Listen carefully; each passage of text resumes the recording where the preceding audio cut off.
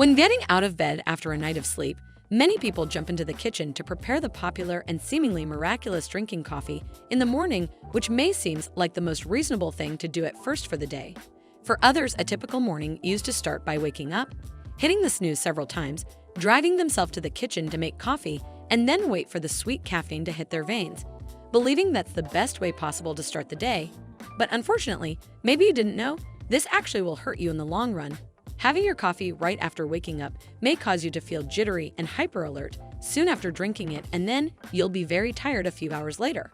Our bodies run on a 24-hour cycle, also known as the circadian rhythm, during a 24-hour time period. Our bodies fluctuate in terms of hormones such as melatonin and cortisol. Cortisol is a hormone responsible for keeping you feeling awake at different points during the day because cortisol levels are at their highest around 8 or 9 a.m. So, drinking coffee first thing in the morning tricks your body into thinking of caffeine as a replacement for cortisol. Just like with any other drug, your body will begin to develop a tolerance to coffee, and it will lose its magical energy-inducing effects. It would be preferable to wait until about 9 o'clock a.m. to have your first cup of coffee. That way, you give yourself a chance to increase benefits that don't tangle with your body's natural flow. It is highly advisable to take your first morning cup of coffee when the body is producing less cortisol, about 3 to 4 hours after waking up. In other words, if you wake up between 6 a.m.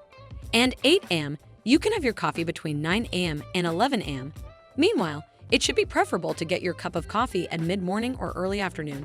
According to experts, at this time your cortisol levels are at their lowest and you actually benefit from the stimulant itself. It is not only drinking coffee on an empty stomach that matters. The amount of caffeine you consume is more important than when you consume it, and depending on your tolerance, you shouldn't have more than 2 to 4 cups a day. Your best bet is to pour yourself a cup after breakfast between 9:30 a.m. and noon, a window when your cortisol levels are typically low. At that point, coffee will actually give you a needed boost. Another reason why taking coffee first thing in the morning is not recommended, especially for women, it increases cortisol, which can negatively impact ovulation, weight, and hormonal balance. The so-called stress hormone, which helps regulate energy and makes you feel alert, fluctuates throughout the day, but is generally high in the morning and low in the evening.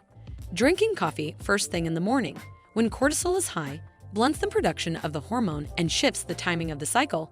This can cause you to produce cortisol at times when it would normally drop, like at night. Cortisol is necessary for our health. However, the problem is, when we are constantly stressed out, our body is continuously producing cortisol. This can lead to increased blood sugar, which then leads to increased insulin hormone producing, leading to insulin resistance. Excess cortisol can lead to effects like weight gain, sleep problems, and compromised immune response. Drinking coffee first thing in the morning can also create gut health issues. It does stimulate the production of acid in the stomach. If you're prone to acid reflux or other GI issues, it's worth paying attention to your symptoms to see if coffee exacerbates them. It is recommended eating a breakfast of calcium with rich foods like yogurt, almonds, spinach, kale, or chia seeds, which help neutralize both the acidity of the coffee and your stomach acid. The easiest way to feel more awake in the morning is to get more sleep the night before. Additionally, drinking only water after waking up is the replenishing beverage we need to start the day. Thank you so much for watching, and I hope the video was helpful for you.